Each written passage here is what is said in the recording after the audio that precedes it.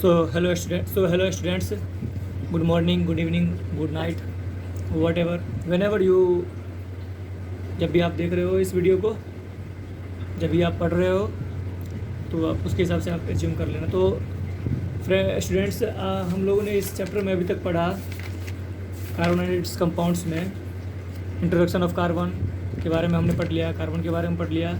उसके बाद about allotropes of carbon, carbon के एलोट्रॉप्स के बारे में पढ़ लिया। उसमें हम लोगों ने पढ़ा uses of diamond, buckminsterfullerene, uses of graphite. उसके बाद हम लोगों ने हाइड्रोकार्बन्स के बारे में पढ़ लिया, अल्केन, एल्कीन्स एंड अल्काइंस। और अब हम इस चैप्टर में, अब इस वीडियो में हम लोग पढ़ेंगे cyclic hydrocarbons, naming of hydrocarbons, जो कि मैंने थोड़ा बहुत पहले भी वीडियो में बता चुका हूँ, नेमिंग ऑफ हाइड्रोकार्बन्स, और इसमें भी अच्छे से बताऊँगा। और उसके बाद आइसोमर्स पढ़ लेंगे। बस छोटा सा टॉपिक है आइसोमर्स। बस आपके सिलेबस में तो जितना आपके सिलेबस में मैं उतना ही पढ़ाऊँगा, उससे ज़्यादा ना मैं पढ़ाऊँगा, ना आपको पढ़ने की ज़रूरत है अभी एग्ज़ाम के पॉइंट ऑफ व्यू से। अदरवाइज़ आप अगर ये सब पढ़ चुके हो और आपके पास टाइम है तो आप आगे की स्टडी भी कर सकते हो, इसमें कोई दिक्कत वाली बात नहीं है। तो चलो अभी स्टार्ट करते हैं हम साइक्लिक हाइड्रोकार्बन से। तो स्टूडेंट्स, आपके दिमाग में, आपके माइंड में ये क्वेश्चन चल रहा होगा कि यार सर ने तो ये बता दिया हाइड्रोकार्बन्स क्या होता है, अल्केन, एल्कीन, अल्काइंस, अल्काइंस वगैरह, पर ये साइक्लिक हाइड्रोकार्बन समझ में नहीं आ रहा। तो मैं बता रहा हूँ आपको, साइक्लिक हाइड्रोकार्बन्स कुछ नहीं है, बस सिंपल सा टॉपिक है आपके सिलेबस के हिसाब से। बाकी तो ये बहुत ही मतलब हार्ड तो नहीं है, मतलब बहुत ही वास्ट सिलेबस है 11th-12th में, पर आपके सिलेबस के हिसाब से नीट जेई में बहुत ही वास्ट सिलेबस है इसका, और आपके सिलेबस में 10th के बोर्ड के हिसाब से बहुत ही छोटा सा टॉपिक है, आराम से समझ जाओगे। मैं बताऊंगा तो और भी आसानी समझ जाओगे, मज़े में समझ जाओगे, बस देखते जाओ। तो साइक्लिक हाइड्रोकार्बन्स होता क्या है, बोलो क्या बकवास कर लेते हैं, ठीक है। तो बकवास नहीं था, सही था, अच्छा था ये। नॉलेज कितने अमाउंट में चाहिए आपको वो मैं बता देता हूँ। तो साइक्लिक हाइड्रोकार्बन्स क्या होता है? साइक्लिक हाइड्रोकार्बन्स ये होता है कि मतलब इसमें carbon atoms are arranged in the form of ring. अभी तक हमने पढ़ा है स्ट्रेट चेन हाइड्रोकार्बन्स और ब्रांच्ड चेन। देखा कि जैसे प्रीवियस लेक्चर्स में हमने देखा कि स्ट्रेट चेन हाइड्रोकार्बन्स होता था और कुछ ब्रांच्ड होते थे, लेकिन साइक्लिक रिंग के फॉर्म में जो होता है ना कार्बन एटम्स अरेंज्ड, उसको बोलते हैं साइक्लिक हाइड्रोकार्बन्स। तो साइक्लिक हाइड्रोकार्बन्स सैचुरेटेड भी हो सकते हैं और अनसैचुरेटेड भी हो सकते हैं। पहले हमने देखा स्ट्रेट चेन वगैरह में कि सैचुरेटेड होता था अल्केन, और एल्कीन्स एंड अल्काइंस होते थे अनसैचुरेटेड, पर इसमें सैचुरेटेड और अनसैचुरेटेड दोनों हो सकता है साइक्लिक में ही। तो आपके माइंड में फिर ये क्वेश्चन चल रहा हो कि यार ये सैचुरेटेड हाइड्रोकार्बन क्या होता है? तो मैं बता रहा हूँ स्टूडेंट, आप डोंट वरी। सैचुरेटेड हाइड्रोकार्बन ये होता है कि बस इसका एक एग्जांपल है, इसमें आगे तो बहुत कुछ होता है, वास्ट सिलेबस है इसका, पर यहाँ पे आपके सिलेबस के हिसाब से सैचुरेटेड हाइड्रोकार्बन में साइक्लोहेक्सेन एक एग्जांपल है सैचुरेटेड हाइड्रोकार्बन का, जिसका फॉर्मूला होता है C6H12। कार्बन 6 है और हाइड्रोजन 12 है, हाइड्रोकार्बन है ये भी। तो अब इसका स्ट्रक्चर क्या होता है, तो स्ट्रक्चर मैं बता देता हूँ। Electron dot structure of cyclohexane क्या होता है, सिंगल बॉन्ड से बने होते हैं। अब इसी बात है, सैचुरेटेड हाइड्रोकार्बन है तो सिंगल से ही होगा। तो इसका स्ट्रक्चर कैसे ड्रॉ करेंगे, तो ऐसे बनाएंगे हम अपन। 6 कार्बन है तो पहले 6 कार्बन ड्रॉ कर लेंगे। आपको स्ट्रक्चर बना के मैं दिखा रहा हूँ। 1 2 3 4 5 6 हेक्सेन बना दो बस। उसके बाद कार्बन का बस बॉन्ड पूरा करते जाओ, स्टेबल करते जाओ। तो 2 इसका हो गया, 2 और चाहिए तो 2 क्या लगा दो, हाइड्रोजन। यहाँ पे 1 2 और 2 बच गया तो 2 हाइड्रोजन लग जाएगा। यहाँ पे भी सेम यहाँ पे भी,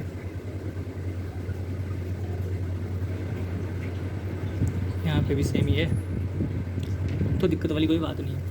ये हो गया आपका स्ट्रक्चर। कौन सा स्ट्रक्चर? साइक्लोहेक्सेन, ये हो गया सिंगल बॉन्ड वाला। अब इसका इलेक्ट्रॉन डॉट स्ट्रक्चर कैसे बनेगा सर, तो ये भी बता देता हूँ, डोंट वरी स्टूडेंट्स। इसका फॉर्मूला होता है CnH2n, जनरल फार्मूला। इससे आपको पता चल जाएगा कि क्या होता है इसका फॉर्मूला। तो C6H12। जैसे इसका इलेक्ट्रॉन डॉट स्ट्रक्चर मैं बता देता हूँ आपको।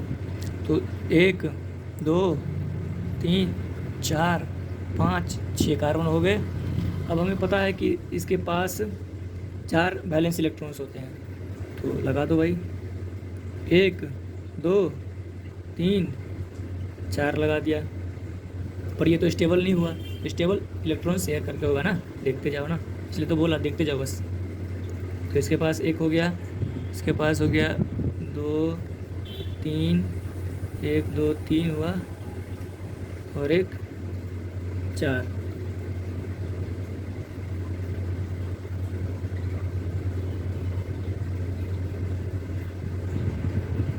तो यहाँ पे एक हाइड्रोजन के आउटर मोस्ट इलेक्ट्रॉन 1 होते हैं, और इसके भी 1। तो हाइड्रोजन से ये बॉन्ड बना लेगा ऐसे करके, और ये भी बना लेगा। तो इसी से ये वाला बना है ना, सिंगल बॉन्ड। और ये इससे बना लेगा ऐसे करके 2 2 4, और ये इससे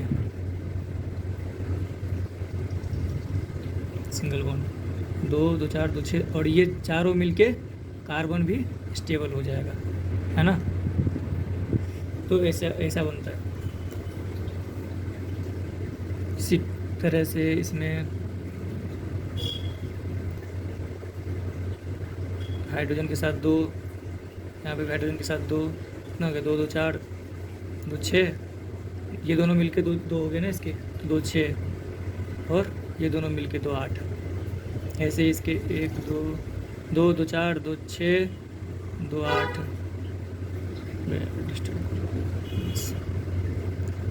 2 2 4 2 6, यहाँ पे होगा 2 2 4 2 6 2 8, 2 2 4 2 6 2 8, ये दोनों मिलके। तो इसी से ये वाला यहाँ पे जो एक सिंगल बॉन्ड दिख रहा होगा, 2 इलेक्ट्रॉन मिलके शेयर करके जो एक बॉन्ड बनता है ना, वही होता है सिंगल बॉन्ड, उसे ही सिंगल बॉन्ड बनता है। तो ये है electron dot structure, electron dot structure of C6H12, मतलब साइक्लोहेक्सेन। अभी बात कर लेते हैं स्टूडेंट अपन unsaturated cyclic hydrocarbon. Unsaturated cyclic hydrocarbon का एक एग्जांपल है बेंजीन। तो बेंजीन बहुत ही ज़्यादा, मतलब आगे जाके आप लोग पढ़ोगे 11th 12th में, नीट जेईई की जब तैयारी करोगे तो बेंजीन का बहुत ही ज़्यादा सिलेबस में मतलब यूज है। उसका फार्मूला होता है C6H6, एरोमेटिक कंपाउंड होता है। एरोमेटिक क्यों होता है, कैसे होता है, जितना बता रहा हूँ बस उतना ही अभी पढ़ लो, क्योंकि आगे सिलेबस में इतना ही है, इसलिए मैं इतना ही पढ़ा रहा हूँ। आगे अगर आपको ज़्यादा डिटेल में पढ़ना है तो वो 11th 12th में आप पढ़ोगे ही। एरोमेटिक कंपाउंड्स क्या होते हैं, इसके एरोमेटिक रिएक्शंस वगैरह होते हैं, बहुत सारे स्ट्रक्चर्स होते हैं, तो सब स्टडी करोगे आप हायर क्लासेस में। बस यहाँ पे बस एरोमेटिक कंपाउंड होता है, ये रट लो। आपको लग रहा होगा कि यार ये रटने वाली चीज़ ख़राब होती है, पर कभी कभी रटना भी चाहिए, बहुत अच्छा होता है। पर एक्चुअल में तो समझ के ही पढ़ने में बहुत बेहतर अच्छा होता है, तो समझ के पढ़ो। आगे कुछ चीज़ें रटने वाली होती है तो उसको रटो भी लो। तो अब पढ़ते हैं अनसैचुरेटेड साइक्लिक हाइड्रोकार्बन। बेंजीन होता है, इसका स्ट्रक्चर होता है एक सिंगल बॉन्ड और एक डबल बॉन्ड अल्टरनेट करके होता है। तो अपन बनाते हैं C6H6, ये हो गया। इसके 3 4 होने चाहिए, एक इस पर एक ही हाइड्रोजन लगेगा तो डबल बॉन्ड बना लेता है इसके साथ। एक हाइड्रोजन यहाँ पे लग गया और एक हाइड्रोजन इसका यहाँ पे लग गया, तो 2 ही बनाया, 2 ही बॉन्ड हुआ इसका, लेकिन 4 होना चाहिए तो 4। इलेक्ट्रॉन कितने हो गए इसमें, अगर कोई पूछेगा इलेक्ट्रॉन कितने हैं तो 8। 4 बॉन्ड 2 2 करके शेयर करके एक बॉन्ड बनाता है, तो इलेक्ट्रॉन 8 पे स्टेबल होगा। एक हाइड्रोजन, फिर सिंगल बॉन्ड हाइड्रोजन, फिर डबल बॉन्ड, यहाँ पे हाइड्रोजन, फिर यहाँ पे सिंगल बॉन्ड हाइड्रोजन। तो देखो एक के बाद एक है डबल बॉन्ड, तो ये अल्टरनेट करके डबल बॉन्ड हो गया, इसीलिए इसको एरोमेटिक भी बोला जाता है। एरोमेटिक के लिए कंडीशंस होते हैं, पहली तो साइक्लिक होना चाहिए, उसके बाद अल्टरनेट रेजोनेंस होना चाहिए, रेजोनेंस वगैरह पढ़ोगे आप आगे। और उसके बाद ये हो गया तो फिर इसका इलेक्ट्रॉन डॉट स्ट्रक्चर बना लेना। और एक चीज़ इसमें सैचुरेटेड हाइड्रोकार्बन में छोटी मिस हो गया था कि मतलब इससे ये तो हो गया C6H12, साइक्लोप्रोपेन भी होता है C3H6 फार्मूले के हिसाब से, कार्बन के डबल CnH2n है ना, C4H8, इसको बोलते हैं साइक्लोब्यूटेन, साइक्लोप्रोपेन, C5H10, इसको बोलते हैं साइक्लोपेंटेन।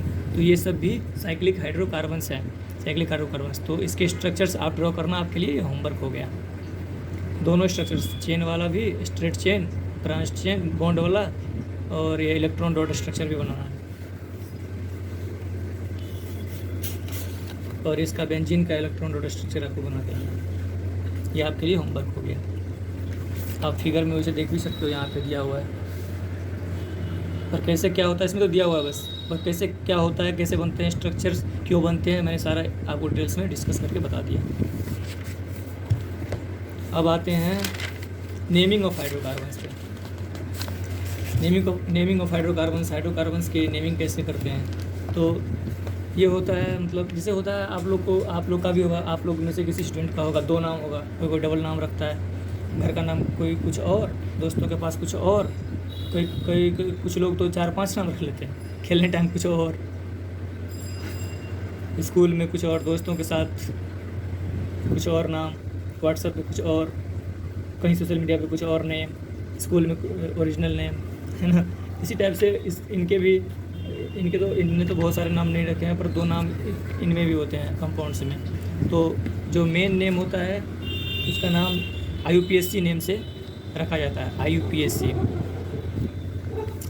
नेम होता है। IUPAC भी बोल सकते हो इसको। इसका फुल फॉर्म होता है international union of pure and applied chemistry. International union of pure and applied chemistry, IUPAC names. Naming of saturated hydrocarbons. और ये वाला तो मैंने आप लोग को बताया ही था। ये मीथ, 1 कार्बन यूज होगा तो मीथ, 2 कार्बन होगा तो ईथ। ये बुक में भी दे रखा है, देख लो। और मैंने पहले बता भी दिया था इसको। प्रोप, ब्यूट, इसको ब्यूट ऐसे करके रीड करते हैं, इसलिए ये दे रखा है रीड करने का तरीका। Pent, hex, hept, oct, non, dec. Meth, eth, prop, but, pent, hex, hept, oct, non, dec. ये मीथ से 1, 2, प्रोप से 3, ब्यूट का 4, पेंट से 5, हेक्स 6, हेप्ट से 7, ऑक्ट से 8। ऐसे करके आप अपने तरीके से याद कर सकते हो। और ये बताया गया कि saturated hydrocarbon containing single bonds is indicating by writing the word ane. Saturated hydrocarbon जो सिंगल बॉन्ड से होता है उसके एन से नाम रखते हैं। अब यार तो भी डिस्टर्ब कर रहा है। तो उसके बाद अनसैचुरेटेड हाइड्रोकार्बन डबल बॉन्ड से उसको इन से, उसके बाद ट्रिपल बॉन्ड वाले को आइन से। तो ये सारे, इन सारे पॉइंट्स को रिमेंबर करके रखना। आप एग्ज़ाम में आ जाएंगे तो आप अच्छे से कर पाओगे। बस उसके बाद naming of saturated hydrocarbons. Saturated hydrocarbons की नेमिंग कैसे करते हैं। तो सफिक्स मतलब होता है एंडिंग। जो नाम के एंड में यूज करते हैं ना उसको बोलते हैं सफिक्स। तो जो भी नेमिंग IUPAC नेमिंग अपन करेंगे उसमें लास्ट में जो यूज होगा उसको बोलेंगे सफिक्स। लास्ट में क्या यूज होता है, एन। और प्रीफिक्स, जैसे इथेन है तो ये ईथ स्टार्टिंग में होता है, इसको प्रीफिक्स बोलते हैं। जो स्टार्टिंग में ऐड होता है नाम के स्टार्टिंग में उसको ईथ। इससे तो ईथ और इथेन मिलके इथेन बन गया। ईथ प्लस एन बराबर इथेन C2H6 से फॉर्मूला। ब्यूटेन में भी ऐसे हुए। IUPAC नेम तो देखो इथेन में इथेन, मीथेन और इथेन का IUPAC नेम और कॉमन नेम सेम ही होता है। मीथेन है तो मीथेन ही, लेकिन इसमें ब्यूटेन का एक एग्जाम्पल है जो याद रख लेना। इन सब चीज़ों को याद ही कर लो यार, इसमें कुछ समझने वाली बात नहीं है। समझने अगर आप चाह रहे हो कि कंफ्यूज मत होना, बस याद कर लो जिसका मैं बता रहा हूँ, इसमें ज़्यादा दिमाग नहीं लगाना। IUPAC नेम इसका ब्यूटेन होता है और कॉमन नेम एन ब्यूटेन। क्यों होता है, कैसे होता है ये मत पूछना, क्योंकि इसका कोई फ़ायदा भी नहीं है। साइंटिस्ट वगैरह लोग रख दिए तो उसका है ना, एग्जाम में बस पूछेगा तो ऐसा नहीं कि सर्च करने लगना कि क्यों रखा गया, बस इसको याद कर लो। और उसके बाद ये था हमारा, जैसे कि तुम स्ट्रक्चर में भी देख सकते हो CH4 है, इसे मीथेन IUPAC नेम मीथेन है और कॉमन नेम भी मीथेन ही है इसका। ये भी देख लो फार्मूला इथेन का, naming of ethane. Structural formula ये तो मैंने पहले ही बता दिया। IUPAC नेम हो गया इथेन और कॉमन नेम भी इथेन ही है इसका। और ये देख के घबराना नहीं कि यार ये क्या हो गया, ये क्या है, अलग अलग चीज़ें नहीं, दोनों सेम ही है। ये ओपन स्ट्रक्चर है, ये क्लोज स्ट्रक्चर है। इसको ओपन कर दोगे तो यही बन जाएगा, देख लेना करके। इसी तरीके से प्रोपेन का भी कर सकते हो। प्रोपेन में भी यही है, बस H3H को ओपन करोगे तो इधर इधर कार्बन का हाइड्रोजन लग जाएगा, तो ऐसे ही बन जाएगा स्ट्रक्चर, हाइड्रोजन दोनों तरफ लग जाएगा, बस ऐसे कर दिया प्रोपेन। उसके बाद ब्यूटेन का मैंने बता दिया कि ब्यूटेन में अलग होता है थोड़ा सा, ब्यूटेन को IUPAC नेम ब्यूटेन होता है और कॉमन नेम होता है इसका एन ब्यूटेन। और नेमिंग ऑफ इसका पेंटेन का भी अलग ब्यूटेन की तरह होता है सेम, मीथेन इथेन प्रोपेन में सेम, और इसमें अलग, मतलब ब्यूटेन और पेंटेन का same, IUPAC pentane and pentane common name. ये हो गया। अब आते हैं अपन इस पे, IUPAC nomenclature for branched chain है। ब्रांच्ड चेन होगा, अगर इसमें ब्रांच बना देगा स्ट्रक्चर में तो कैसे अपन इसकी नेमिंग करेंगे, तो इस पर डिस्कस करते हैं। चलो लेट्स डिस्कस। तो इसके रूल्स होते हैं, बस पहले लॉन्ग कार्बन चेन को चेक करना अपने को कौन सा लॉन्ग कार्बन चेन है। उसके बाद जो नियरेस्ट मिथाइल इथाइल ग्रुप, जो भी ग्रुप्स होंगे उसको देखना, सब्स्टिट्यूएंट में जो ब्रांच्ड में लगा होगा उसको देखना, और उसके बाद वहीं से उसको प्रायोरिटी फर्स्ट देना, बस तरह से नेमिंग कर दोगे। बाकी तो IUPAC नेम थोड़ा ज़्यादा फास्ट है, हेलोजन ग्रुप सब लगा देते हैं, तो फिर अलग से नेमिंग इसमें यदि अल्फ़ाबेटिकली भी चेक किया जाता है आगे, पर आपके सिलेबस में बस छोटा मोटा नन्ना सा बच्चा।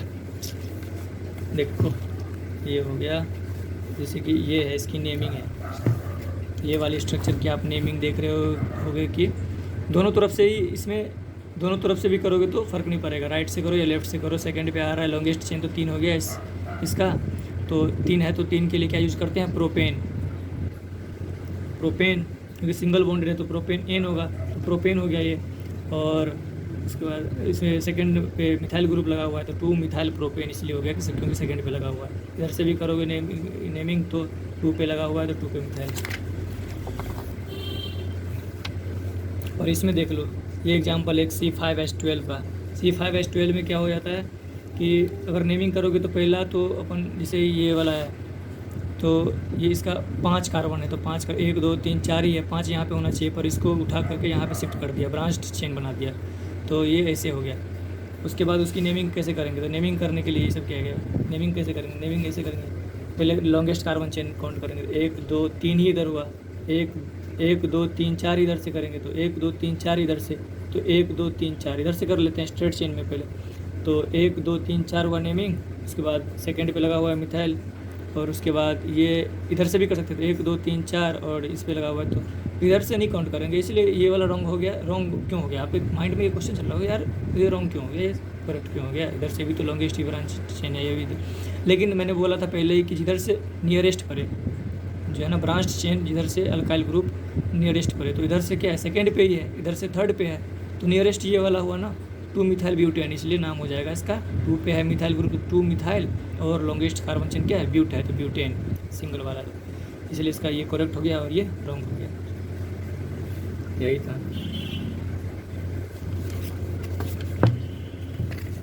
इसी तरह से naming of unsaturated hydrocarbon containing double bond में नेमिंग होता है, इथीन है और इथाइलिन है, मतलब इसका अलग ही कॉमन नेम होता है, तो इसमें भी रट लेना।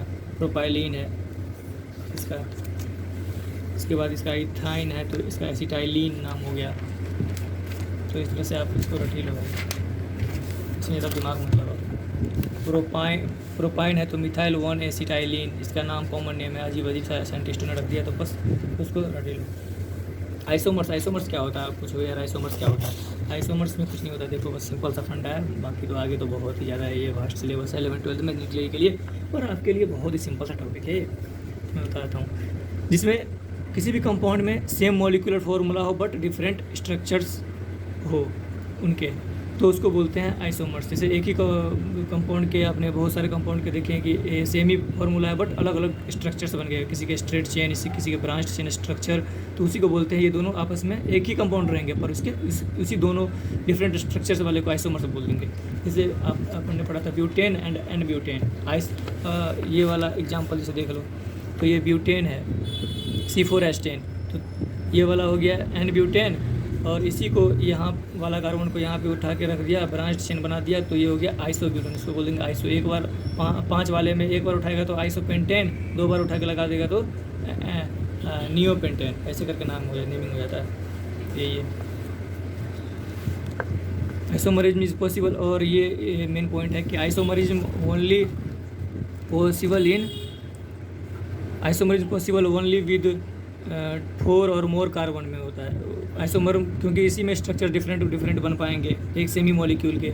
1 और 2 और 3 वाले में तो स्ट्रक्चर ब्रांच चेन बन ही नहीं पाएगा, है ना। इसलिए ये वाला 1, 2, 3 में आइसोमर्स पॉसिबल नहीं होता है। 4 से ऊपर वाले कंपाउंड का होता है आइसोमर्स पॉसिबल।